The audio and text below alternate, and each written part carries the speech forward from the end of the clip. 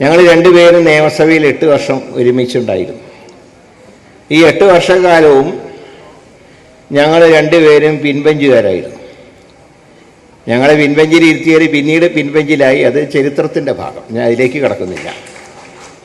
പ്രത്യേകിച്ച് ഞാൻ ഓർക്കുന്നത് 2009-10 എന്നാണ് എൻ്റെ ഓർമ്മ. പക്ഷെ അന്നത്തെ സാമ്പത്തിക സ്ഥിതിയെക്കുറിച്ച് ധനകാര്യമന്ത്രിയുടെ കണക്ക് ഊതി വീർപ്പിച്ച കണക്കാണെന്ന് ശക്തമായി തെളിവ് സഹിതം അദ്ദേഹത്തിന് അവിടെ സ്ഥാപിക്കാൻ കഴിയും.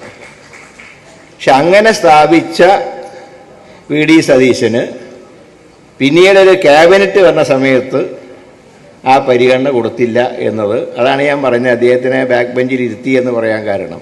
ഇത്രയും ഡിബേറ്റ് നടത്തി അന്നത്തെ UDFന് തിരിച്ചു വരാനുള്ള ശക്തമായൊരു അടിത്തറ ഉണ്ടാക്കി കൊടുത്തിട്ട് പോലും അദ്ദേഹത്തിനെ മാറ്റി നിർത്തുകയുണ്ടായി.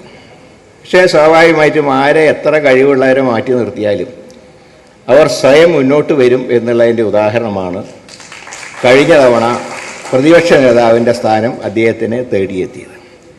ഇനിയും പല പ്രമുഖ സ്ഥാനങ്ങളും അദ്ദേഹത്തിന് കൈവരട്ടെ എന്ന് ആശംസിക്കാനും ഈ സന്ദർഭം ഉപയോഗിക്കുകയാണ്. പിന്നെ അദ്ദേഹത്തിനൊരു ഗുണമുള്ളത്, ഏതായാലും ലീഡർഷിപ്പ് കെ കരുണാകരൻ്റെ ശാപം ഏറ്റുവാങ്ങാത്ത ഒരാളാണ് അദ്ദേഹം.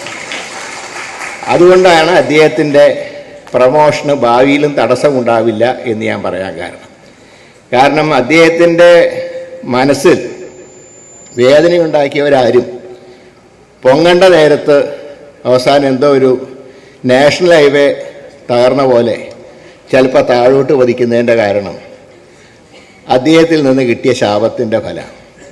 അപ്പോൾ അതേതായാലും കിട്ടിയില്ല എന്നുള്ളത് തന്നെയാണ് വി.ഡി. സതീശന് ഇനി ഭാവി പ്രമോഷന് ഒരിക്കലും തടസ്സമാവില്ല എന്ന് ഞാൻ പറയാൻ കാരണം.